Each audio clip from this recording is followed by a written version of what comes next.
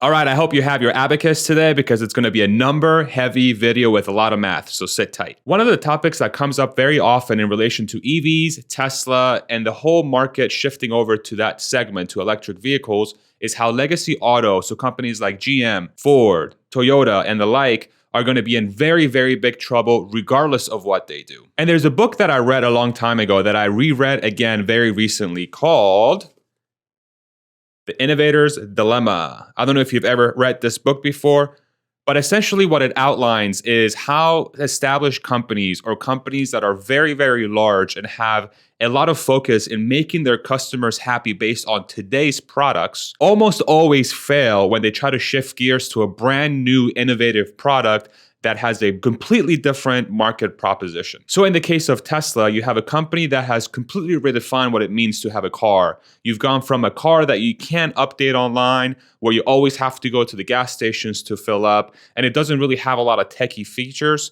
to a car that you never have to go to the gas station with, is updated overnight, so every single year it gets better and better instead of it getting worse and worse with a gas car. And it's also redefined what it means to service a car. Electric vehicles have a lot less moving parts and need a lot less maintenance versus a gas car. Now, one thing that was always very intuitive for me after reading the book is that a company like Ford or GM will very likely go the way of a Nokia or a Xerox as they face a brand new innovation such as the electric car and specifically Tesla. But not until very recently have I actually sat down, now that I have a little bit more time, to figure out exactly how this is going to play out and what the potential implications could be for Ford and GM from a cash burn perspective, and also how it will impact their financials. And before we dive in, I am not a financial expert. I am not a financial analyst. I am not a market expert. I just like to sit down and play in Excel, or in this case, Google Sheets. And I like to learn about companies and potential future implications. That's one of my hobbies, which is one of the dumbest hobbies anybody could have.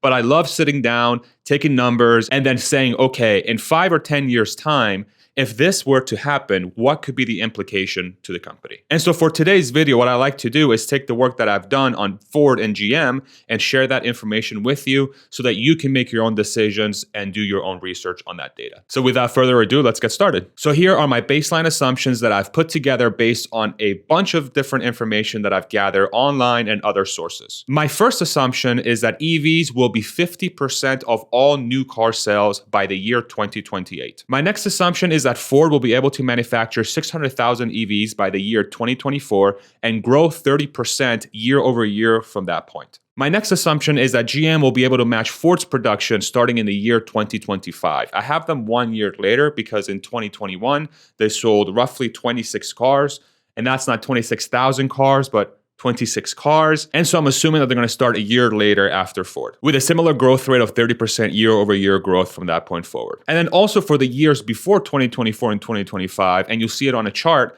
I have a specific number of production for those cars. And then my next assumption is that Ford and GM will have very similar costs for the foreseeable future year over year, specifically related to their auto business. And so in the case that they might be able to reduce material costs if their demand goes down, I'm also assuming that their costs are going to go up because of the shift from ICE to EVs. There's going to be a lot of inefficiencies there to start. You're going to have to revamp a company of multiple 100,000 people with multiple factories and so much equipment. So there's obviously going to be a lot of costs associated to those moves. And so literally what I did is I took the 2021 costs associated specifically with the auto business, and I assume those costs stay exactly the same from this point forward. Now, the interesting thing about Ford and GM's financials is that they make quite a bit of money on their finance arm. So this is the arm, basically their bank arm, where they give out loans and leases and things like that. They make quite a bit of money on that part of the business. But if we look very closely to the auto business for both companies, if I take the auto sales from the revenue line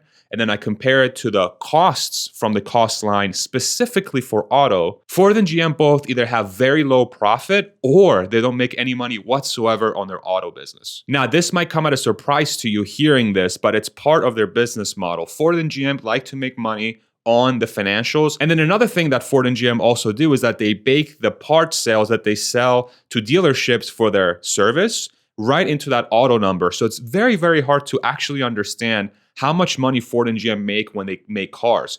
It's very likely that for every car that they make, they actually lose money, but they make it up by either selling finance products or by selling parts to dealers. It's no different than selling a printer and then charging for the ink for the printer. You make money on the ink, you don't make money on the printer. I've heard this analogy said before. I can't pinpoint exactly where, but this was not my saying, this was someone else's, but it describes GM and Ford so well. Now, to understand what the potential impact is going to be to GM and Ford as the business shifts from ICE to EVs, we need to come up with a curve of adoption for EVs. Here's a chart and a graph that I put together that describes what the curve is going to be like from one year to the next. And so starting in 2022, I have it at 88% ICE sales, 2023, 83% ICE sales, all the way down to 50% by 2028. Now, what's interesting about this graph is not so much the EV adoption, is going to be the ICE, the ICE non-adoption as we go through. What's going to be important to understand here is that Ford and GM are both going to continue to experience declining sales from their ICE vehicles as that adoption grows. And so if Ford and GM don't have EV sales to essentially fill that gap, then they're essentially going to be in a situation where they're going to be losing car sales because people are just not going to want to buy an ICE vehicle. They're going to wait for an EV vehicle. And so if we take the number of cars that both Ford and GM say they're going to be making from an EV standpoint, starting in 2024 and 2025, and we make some assumptions backwards and forwards, we can understand what the gap of sales is going to be in relation to those ICE vehicles. And so what we do is we take Ford and GM's current production from today, unit sales, and then we compare that to 2028 and where they're going to be from an EV adoption perspective versus the market. And so if in 2028, we're going to assume a 50% EV adoption rate or a 50% ICE adoption rate, then we could take that number and compare it to where Ford and GM will likely be from an EV production standpoint. If we take Ford's 600,000 EVs by the year 2024, and then we extrapolate 30% growth rate every single year from that point, we can assume that Ford will make roughly 1.7 million cars that are EVs by the year 2028. However, if we compare this to their total production today, which is basically mostly ICE, Ford's EV percentage of their business is roughly 43%, which means that there's 7% demand that's going to be missing. And so if we compare that 43% to the market demand, the market's demanding 50% ICE vehicles from every automaker, which means that Ford is missing 7% EV sales by 2028 to satisfy market demand. And so we can assume that Ford's going to lose 7% of their sales in the year 2028, and that's going to reflect a lower unit car sale. And so the Ford ICE gap and the GM ICE gap basically describes what percentage of their sales in that year is not going to exist due to the fact that the market is asking for EVs and GM doesn't have those EVs to sell. Even if they sell all the ICE vehicles that the market demands, those sales will disappear because they don't have the EVs to build them because of their production capacity. They don't have enough production to satisfy the demand. And so here's a chart of what GM's and Ford's yearly unit production could look like for the next 6 years. As you can see, I have this starting at 2023 based on the EV curve assumption that 83% of all car sales are going to be ICE, going down to 50% by 2028. And then using those adoption curves, you can see how their ICE sales reduce over time and how their EV sales, based on our ramp assumptions of 600,000 in 2024 for Ford and 600,000 by 2025 for GM, and then putting in a ramp factor before that assumed goal, that target that they have, we can understand how their EV sales are going to ramp and how their ICE sales will decline. And so if we take those numbers and then we apply an average selling price, which I can pull directly from Ford's and GM's quarterly earnings, we can assume what their revenues are going to be for each year from this point through 2028. And so let's assume that the EV cars that they sell for the next few years mirror the same average selling price that they do based on last year's sales. And so the thing to assume from last year is two things. One, there's quite a bit of inflation baked into those prices. And two, I'm assuming that moving forward, the market is not going to be okay with a higher price for EV versus ICE. I'm assuming that the average selling price is going to be relative to the market demand today. So even though inflation may happen in the future, the relative selling price of the cars will not change as we switch over to EVs. The market's still going to demand a good car at a fair price. And so here's what the revenues will look like for each one of these car makers for the next few years. And the one thing you'll notice is that the revenues are going down year over year, which is reflective of the market saying, hey, I want more EVs. I don't want to pay for an ICE vehicle. I want to buy an EV. Now, here's where it gets really worrisome for both Ford and GM. If we layer in the costs that we assume are going to stay the same moving forward because of the lowering material costs if they lose demand, but the increased costs due to reshuffling the companies to transition over to EVs, you can see that the loss from the auto business becomes quite large year over year. Now, of course, Ford and GM are not just going to throw away their finance arm. They're not going to throw away all the different ways that they make money. So we have to layer in the ways they are able to make cash. And so in the case of Ford, in 2021, they were able to make $17 billion in net income for the year. And so I'm going to give both companies the benefit of the doubt, and I'm going to take the net income that they made from the past year and assume that they're able to generate that every single year. But the big difference here is that I'm going to add in the loss of revenue, which is going to impact that bottom line. And essentially what I'll do is I'll take the net income they're making and assuming they can make that every single year, but I'm going to minus out the losses from their auto business that they're going to incur every single year from this point forward. And so here's what those numbers look like for both companies. You can see that Ford, even with the auto sale business, they seem to be fine. They're going to still make money because their finance arm and the rest of the business is making them a lot of money. Now, I'm obviously giving them a huge benefit of the doubt here. I'm assuming that the transition how I'm outlining here is going to remain the same, and it's nothing drastic is going to change based on my assumptions on Ford's ability to execute. But unfortunately for GM, you can see that if all my assumptions are correct and they remain the same, and I give them the benefit of the doubt from a net income perspective to generate money from the rest of the business outside of the auto sales, they will still be out $10 billion.